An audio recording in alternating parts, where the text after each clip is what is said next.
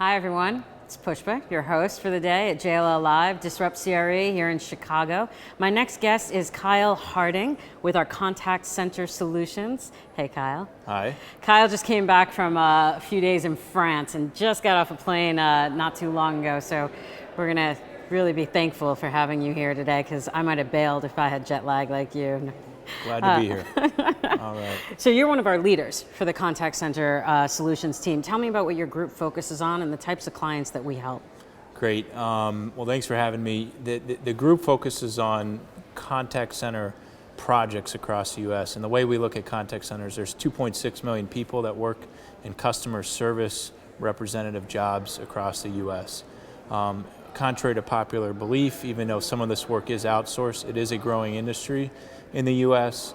And we help support the labor and the real estate decision-making process on behalf of both corporate and third-party companies that really carry out this work. And so that's any work related to customer service functions that you and I as a consumer need to interact with these organizations that we buy goods and services from. With the way that retail is changing and the way that e-commerce is going and just the way that we buy goods and services in general, right?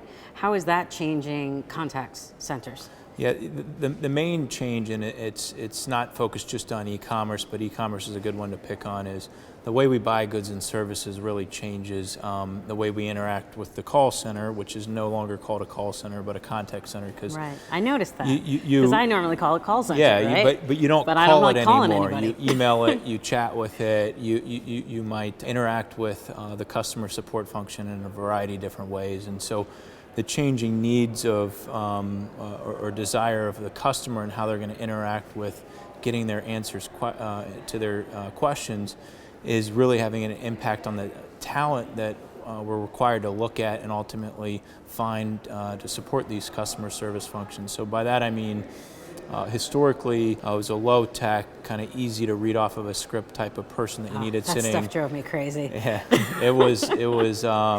But today it's more problem solving, more complex, more technology that's going into the customer support function.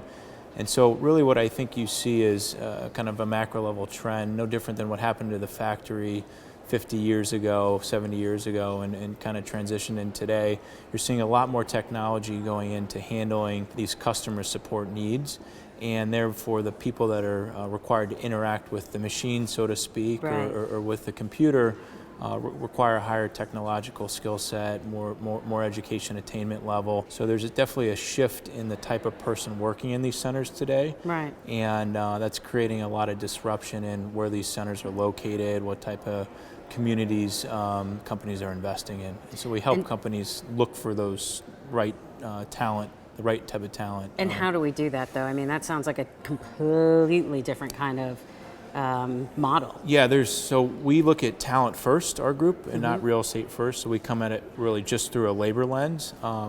And we do that through our Talent Intelligence Portal, which is a technology tool that takes... Say it one more time. Talent Intelligence Portal. Okay. TIP is what we call it. Okay. But the Talent Intelligence Portal looks for the best labor that matches the unique needs for our specific clients for that specific requirement. And is that something that JLL built? That's a proprietary software that we built using both third-party and proprietary in-house research data. And we take that data, put it into a big analytic tool, and can quickly filter the 400 different metropolitan statistical areas, really like that, and find the right type of labor to match the unique HR requirements for our clients. That's terrific.